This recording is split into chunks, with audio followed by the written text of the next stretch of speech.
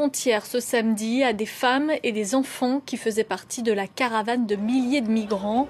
Tous cherchent à rejoindre les États-Unis, mais ils sont bloqués à la frontière entre le Guatemala et le Mexique.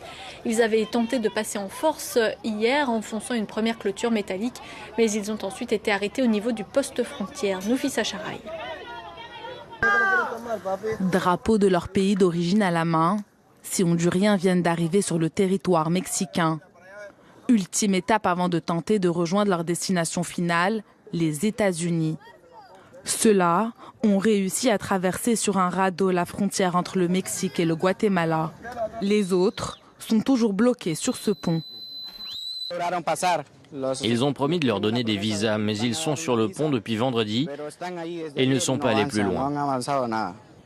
Impossible pour eux d'aller plus loin. Un barrage a été dressé à quelques mètres seulement de la rive mexicaine, mettant un terme à l'avancée de la caravane.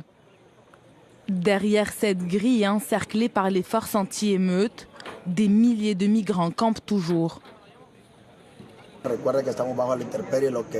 La vérité, c'est qu'il fait froid et que cela n'a pas été facile pour nous. Nous avons faim. Il y a des gens qui ont besoin d'aller aux toilettes, de se laver. Et nous avons aussi des enfants qui ont de la fièvre.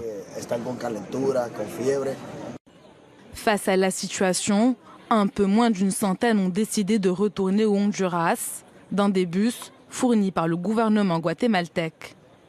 Le Honduras, le Guatemala et le Salvador font partie des pays les plus pauvres et les plus violents du continent américain. Leurs ressortissants constituent la majeure partie des personnes qui, chaque année, sont arrêtées en tentant de rentrer illégalement sur le sol américain.